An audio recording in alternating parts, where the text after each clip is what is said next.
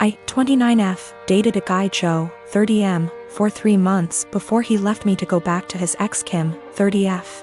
Right after we broke up I found out I was pregnant and now I'm at 24 weeks. I let him know and he was ecstatic. Turns out his girlfriend had fertility issues and would likely never be able to get pregnant naturally, and he has always wanted to be a father. Getting back together was out of the question for both of us, so he's still with his girlfriend. Joe was only allowed at the initial appointment because of COVID-19, and we found out I was having twins. According to Joe, when he told Kim, she had a mental breakdown about her infertility and wanted to talk to me. I met them at their house and Kim stated that she wanted to be involved in my pregnancy because she would eventually be the children's stepmother. She started telling me that I needed to do a home birth, that I needed to formula feed so that they could have the babies half of the week, that she wanted 1 boy and 1 girl, and that she wanted the kid to call her mama since they would be calling me mommy. I shut her down and said I would make the best choices for my children and my body and left.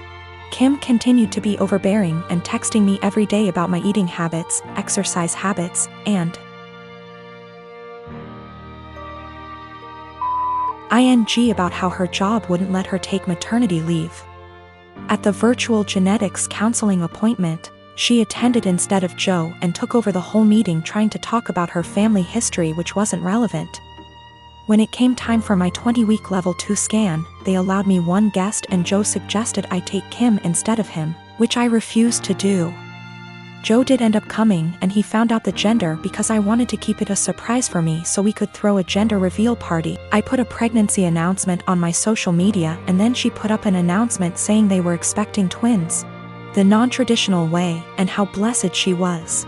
I was irritated but I kept my mouth shut. Then she threw a gender reveal party and posted it on social media. I wasn't even invited. She also announced that she's having a baby shower. I commented on her posts and told her to stop treating me like a surrogate, that the kids weren't hers, and that Joe didn't have any claim or custody of the kids until they are born.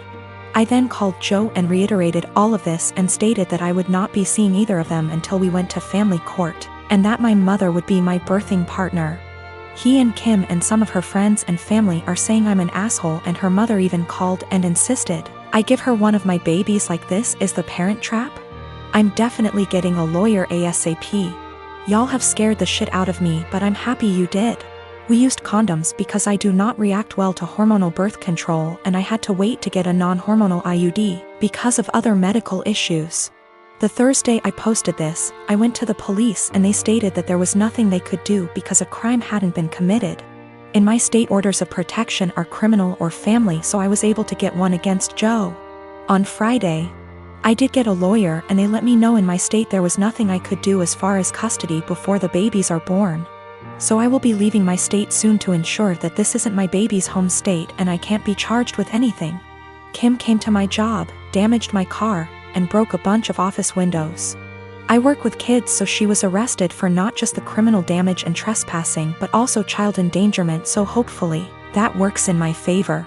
Also, if Joe did it on purpose, I don't think Kim knew, because she was screaming at me about how I stole her life and everything I had was supposed to be hers.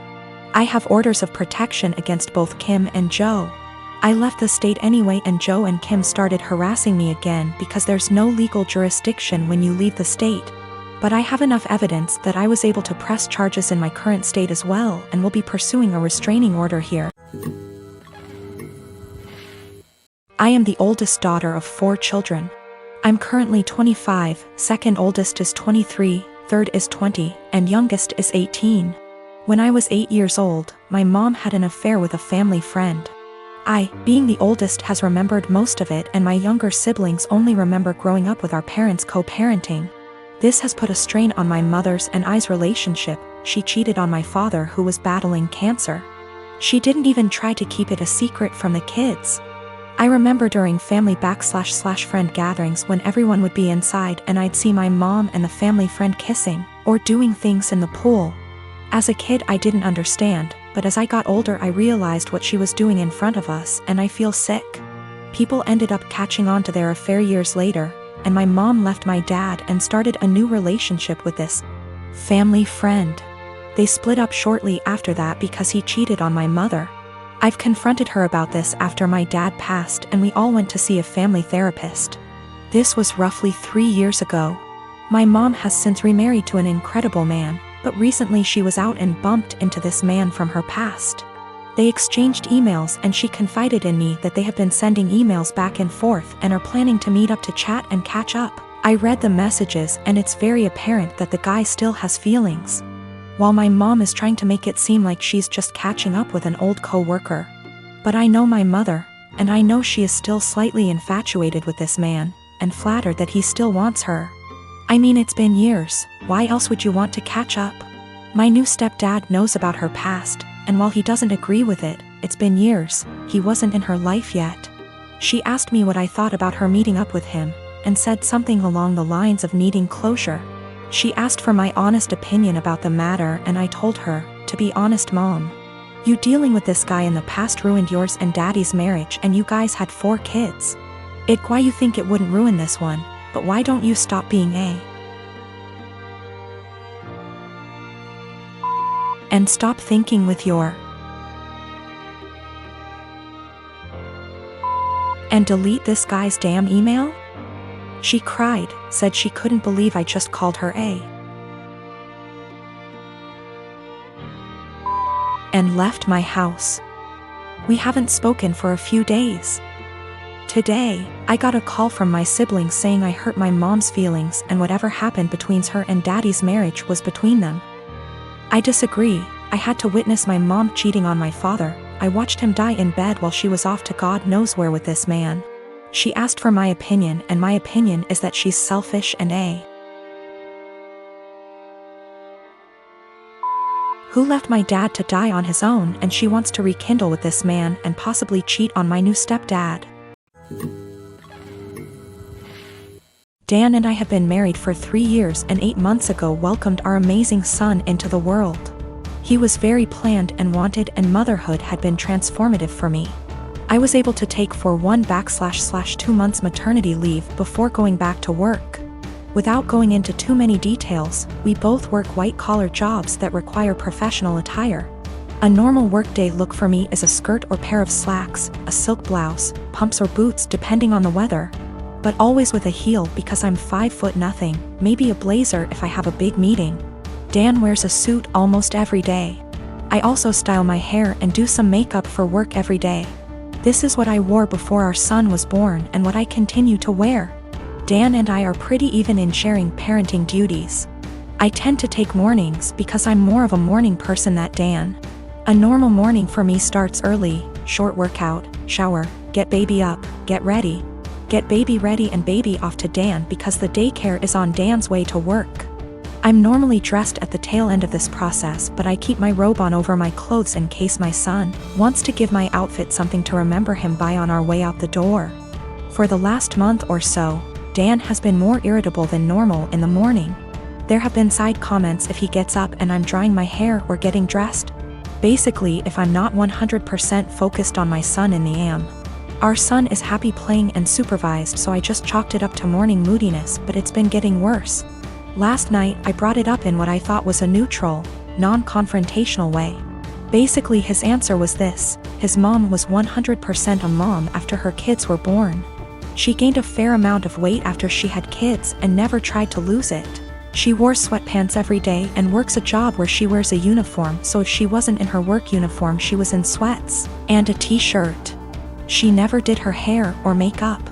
Her entire identity was being a mom, and she shared with me how hard it was to watch her kids start their own lives.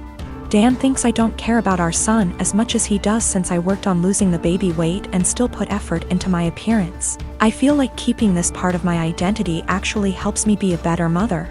I love my son, but I'm still me and I still have the things I like to do. Dressing well, my identity actually helps me be a better mother. I love my son, but I'm still me and I still have the things I like to do. Dressing well, blowing out my hair and doing my makeup are therapeutic to me. Now that being said, my son is my life, and if I knew that not doing those things but guarantee him a happy, healthy life, I would stop immediately. I told Dan that my son and I have our morning routine and he gets lots of time and attention before I go to the office. Dan said he wasn't looking to fight, but he just wanted me to think about my priorities and my time management. My girlfriend, Rose, and I have been together for 4 years and she is 5 months pregnant with our first child. My mom seemed to really like Rose, or at the very least tolerated her, but after we announced that we were expecting, something definitely switched in her. She has become extremely rude and disrespectful towards my girlfriend. She makes passive-aggressive comments at every chance she gets. I've had to take a step back from my mother until she fixes her behavior. Rose had gone to visit her family who lives far out of town. It was a very last-minute trip, and she drove herself to the destination and back. Unfortunately, at around 6 p.m., her car broke down and she was forced to pull over.